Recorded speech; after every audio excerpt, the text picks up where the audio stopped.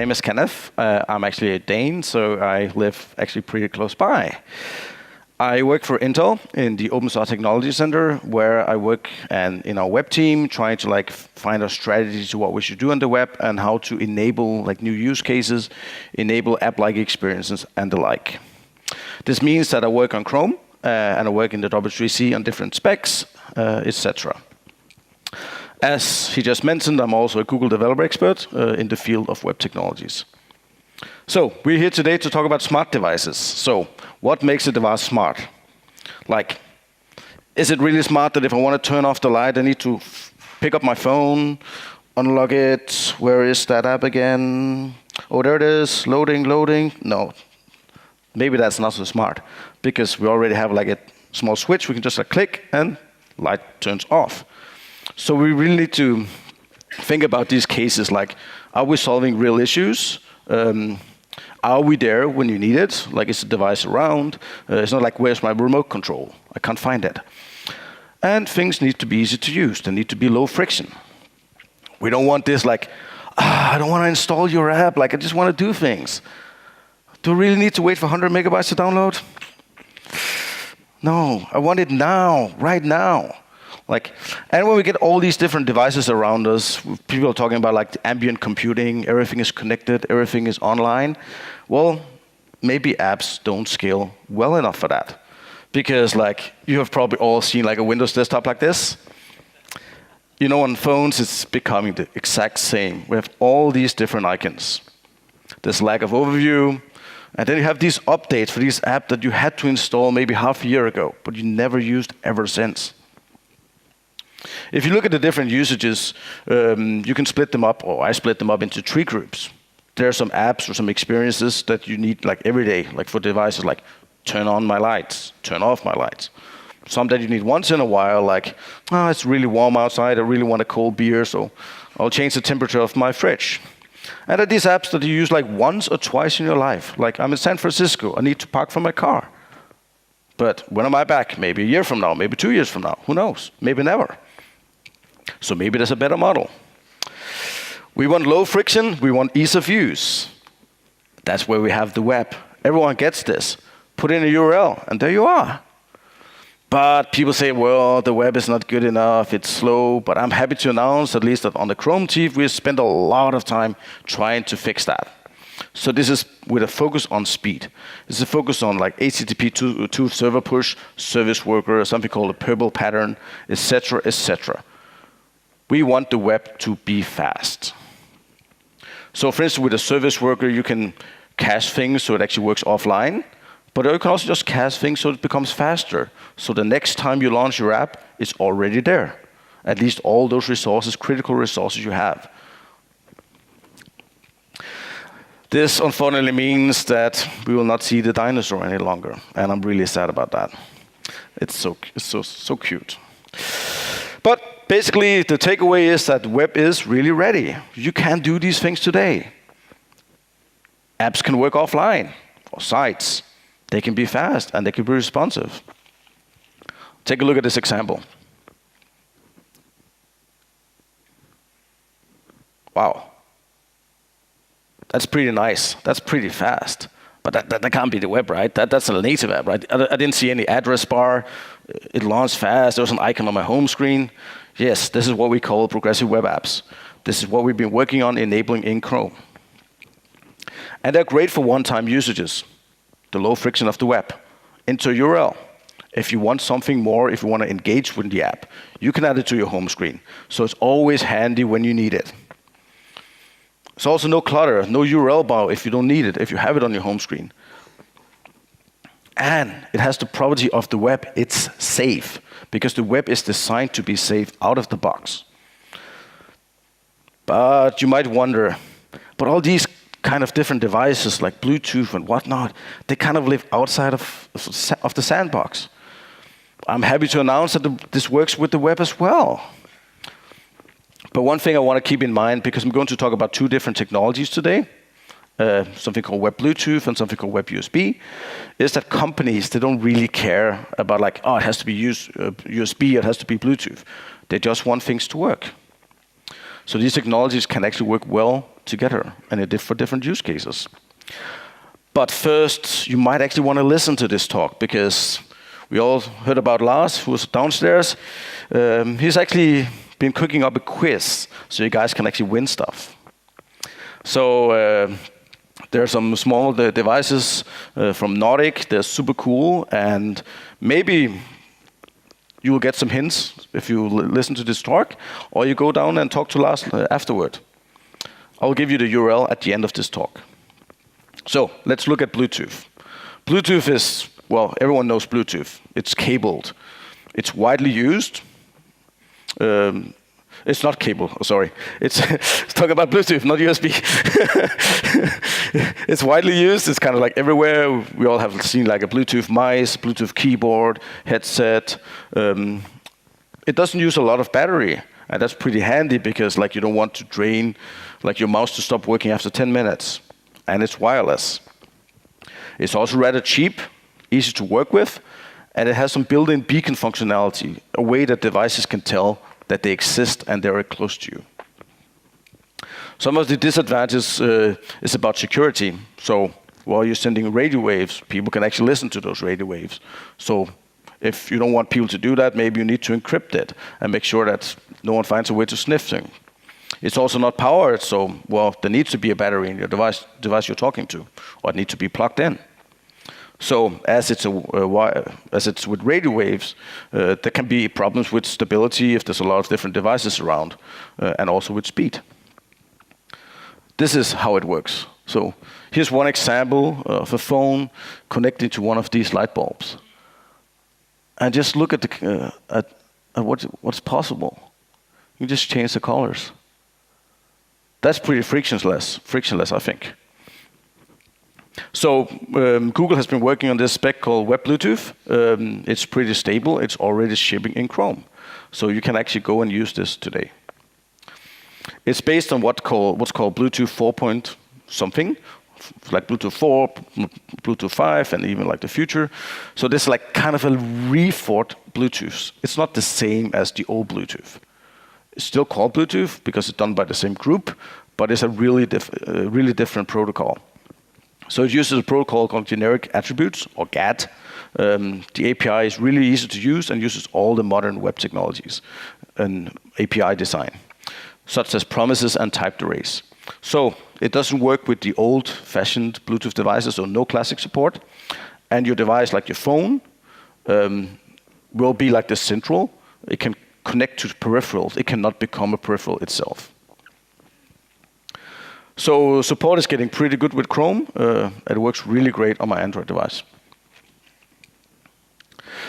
But in order to use all these new technologies, we want the web to stay safe. We need to use HTTPS. This is a requirement. But you also don't want to be surfing around on the internet and suddenly you go to your favorite news site and suddenly it's connecting to one of your devices at home. That would be scary. So it requires you to have like a user gesture, like you clicking on a button or something similar in order to actually connect to a device. So it looks something like this. This is like a heart rate monitor. I click on it, it will pop up a dialog. I'll select my device, and whew, there you go. Really, really frictionless. So let's look a bit at like how you actually do these things. So here you see, if I can get the light, you just request a device. There's some filters. So GATT protocol has some predefined filters. If you make your own devices, they might just use a UUID instead. Then if it works, the user actually selects one of these devices, returns a promise. You get a device, you can do something with it, or you can handle errors as well. You can also, if devices have like specific names, you can also look for the name instead. Like if I did my own little robot.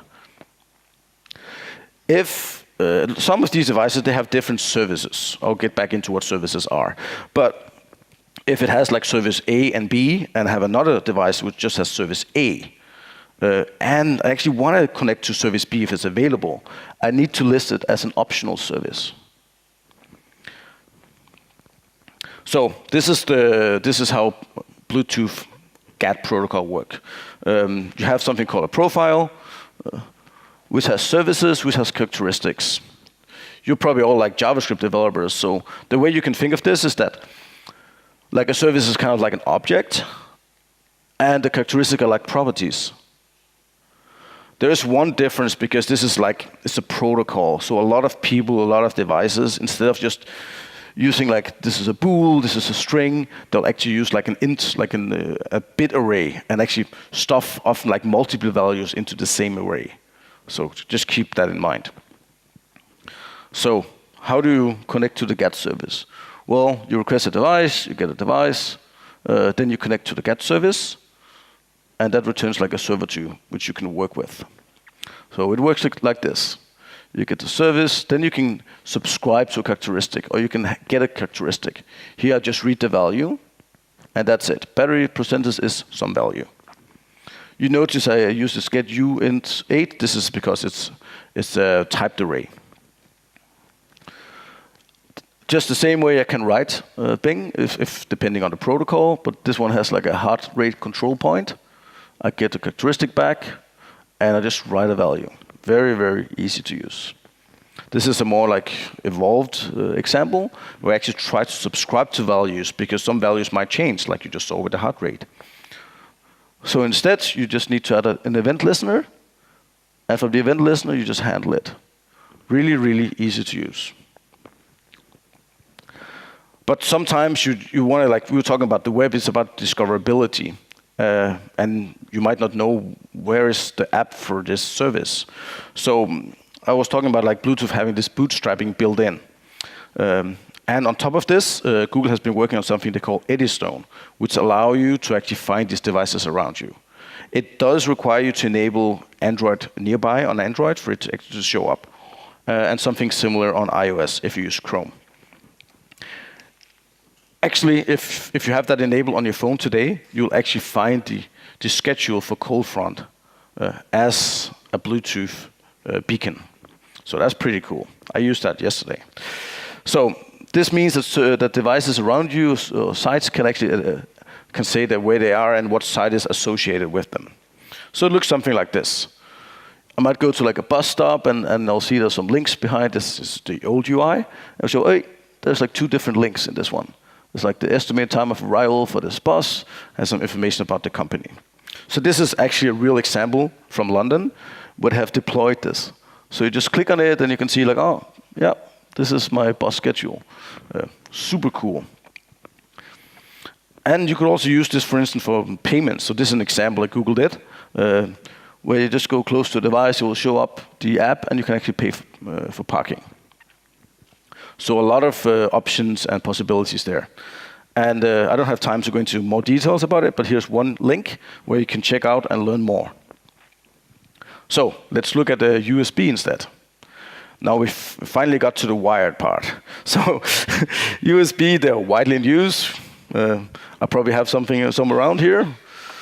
Yeah, there's a USB one here, right here.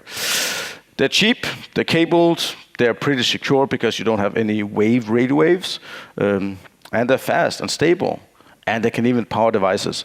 So this is actually pretty cool. Like think about like if you really wonder if you have a machine inside a factory, you might not want to use Bluetooth because like if someone finds out how to hack it and they're standing outside and controlling your machine, that might be a problem. But with a cable, you can just have it behind a hatch with a physical key.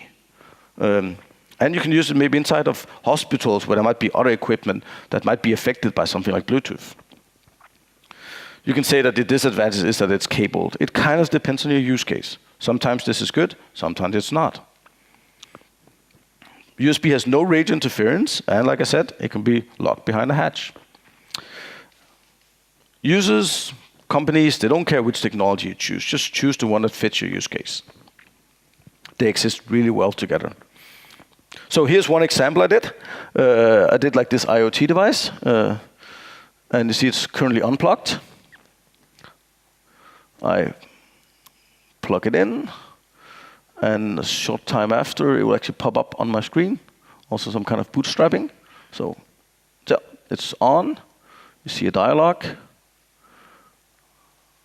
Now if I click on this, it will actually load that web page. And this is like a small like JavaScript editor because the device I had actually runs JavaScript. So I made like a small IDE. You see it has the web USB and you can see there's actually some JavaScript code. I can press run, and it should actually run on the device itself. I think I'm pressing run now. There is run, and now you should see the temperature, because there's a temperature sensor right there. That's pretty cool. And just to show you that it's actually live, I'm actually changing to use like the RGB example instead. And there you go. It's changing color. That's pretty frictionless. This is pretty impressive what you can do with these technologies. So this showed like your device capable of running JavaScript. It showed like the whole bootstrapping thing, and that the device was actually powered over USB. So USB is a bit more complicated than Bluetooth. There are actually 3 different types of transfers. So you have bulk, it's the fastest, but there's no guaranteed timing. You don't know when you receive things. It might not be immediately. But it's pretty useful. It's used in printers and serial connections. Then you have interrupt. It has a guaranteed maximum latency, which is nice, for instance, for a keyboard, because you don't want to be typing and then waiting like 2 seconds before the characters actually to show up on your screen. And for something like video, where you don't care if you lose a frame or 2, they have something called isochronous transfers. So these are the 3 different transfer types in USB. USB works with some headers that you need to define, and the Web USB specification adds a few extra, which are optional, and they allow you to do more security and restrict, for instance, other sites from accessing your device. So they're optional, they're required for the dialog, because you need some way to tell you which site is associated with it, and you can restrict other sites from accessing the device. It looks something like this. There's a few issues with USB, so if you're interested in this, you should definitely talk with Lars. This is especially, there's some problems with using serial connection on Linux and on Windows, because the OS tries to hijack the drivers. But there are ways around that. I'll just skip over that. The API is very, very similar to Bluetooth. See, everything is with different returning promises. You also request a device with some kind of filter, but there's a few extra things you need to do. This is just like how USB works. With new things like async await and JavaScript, you see you can get really, really clean code. It's really easy to do. Like, I request a device, I open it, select configuration, claim interface, then I can have a control transfer, I can send something, and I can do a transfer in, which is like receiving something. This works today on Chrome, in Linux, Macs, and Windows, and it's shipped yesterday to stable. So you can actually use this today.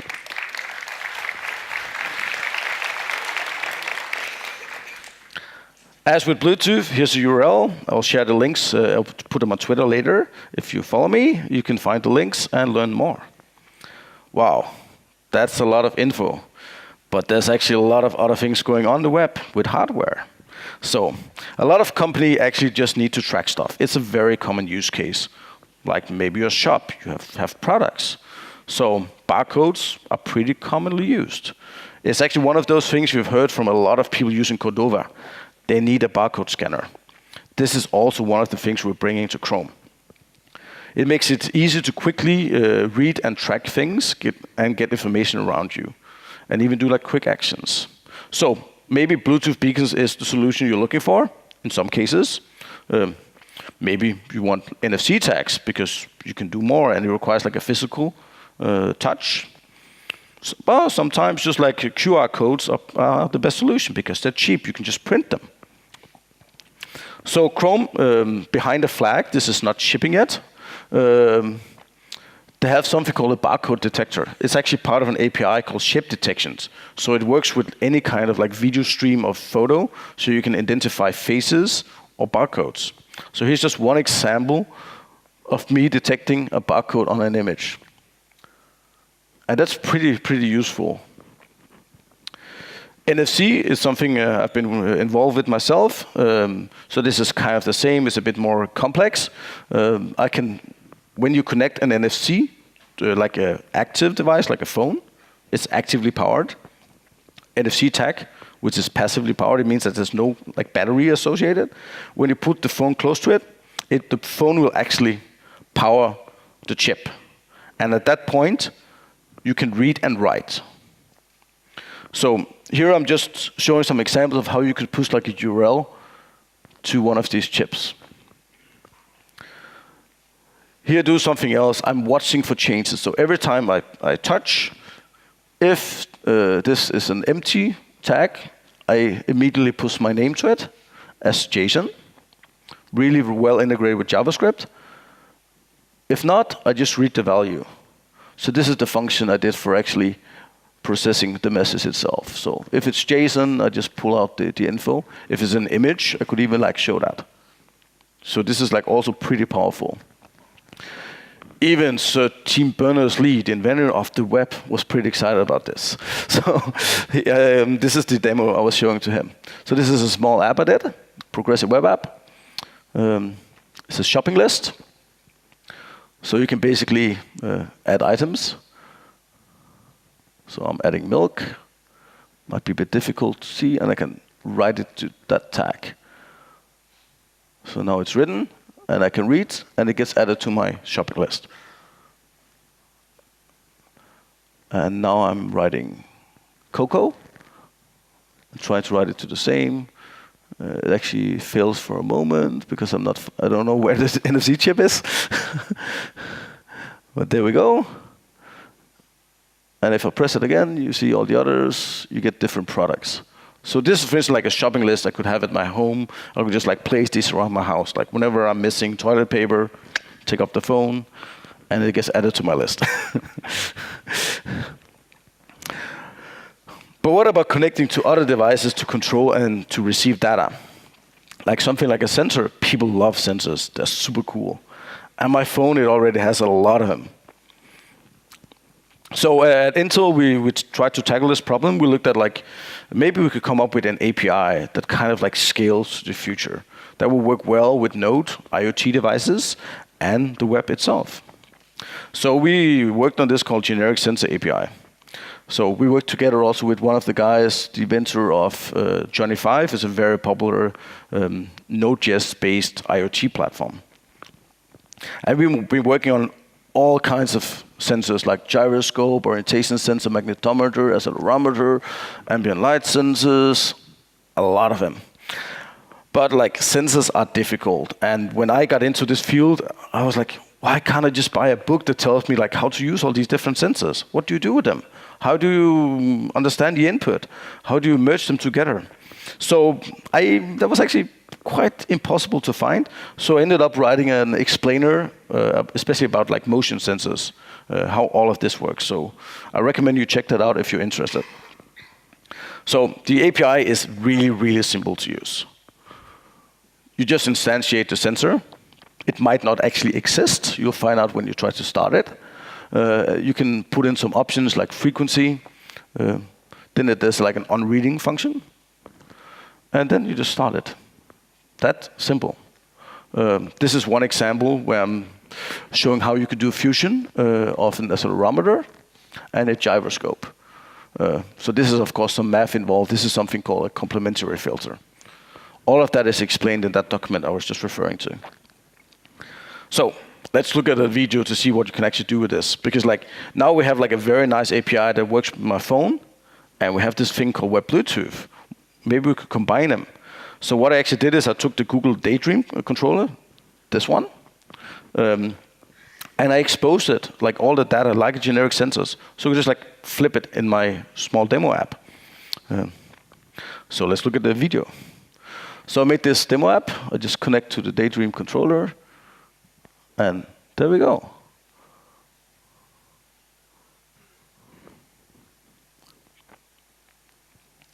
But you also have smart devices, so you could also do this yourself. Like this is a small smart device we have at Intel called a Tiny Tile. It's pretty nice. It has like a 6-axis combo sensor with accelerometer and gyroscope. So I could do the exact same. Probably took me around 15 minutes. This just shows the power of what you can do with Web Bluetooth. And actually, with the device that Lars has downstairs, the Nordic, you can do the exact same. I did that just a couple of days ago. So I was showing you this IDE idea I had before with the Web Bluetooth. We actually turned that into a product. So you see this is just a website where you actually go in and actually do like JavaScript coding. Very simple. You see, it also supports the generic sensors, so we implemented this on this device itself with the exact same API. So what I'm actually doing is that I'm using generic sensors on the IoT device itself and on the client. And as you see, it's like very few lines of code. Like I have like 71 lines of code. So the summary is like the web is already ready to create like nice app-like experiences. And you can effortlessly connect to USB and Bluetooth devices today. Both of them are shipping in Chrome. And we hope that other browsers will follow soon. NFC barcoders are coming. They're behind a flag in Chrome. So if you use like Chrome Canary, you go to a site called about:flags. You can actually go and turn it on. Some of these features might be behind different flags, like some of the sensors are. Some of them might just be behind what is called the experimental web platform features. We actually just announced that generic sensors like the motion sensors will become what is called an origin trial in Chrome. This means that if you want to play around with these things today and you want to get like actual user feedback, you can go to a specific site, you request a token for a specific version of Chrome, you put that on your site like a meta tag or in the request headers on your server, and all your users should have access to that API. At least for one version of Chrome. And that's a good way that we're doing in Chrome today to get like feedback from actual users. Because it's kind of hard, like as a company, you want to deploy something new like web payments, but you can only do it inside your labs because like regular users will not go in and add a specific flag in the browser. At least my mom, she won't. Generic sensors are also pretty cool. They expose a lot of sensors to the web, so we really hope that people will find like new use cases. And we also try to integrate this with other APIs, such as like web VR, because we really want like all the APIs on the web to work the same way. So this accounts for like orientation, VR, geolocation, and all of that. So basically, the web is ready. Let's build the future. If you want to get these slides, you can follow me on Twitter. But more importantly, there's a quiz. So this quiz is actually a bit tough. So we'll look at like who's getting the most points. And I think like Lars, you had around like 25 devices with you. And if you come and talk to Lars and you're really interested in Web USB, you might also get one of these free web light devices from Google. This is done by a Googler. It's a very nice like USB device. You plug it in, and from a website you can actually change the lights. It's just really good to show like how easy and effortless these things work. So with that, thank you.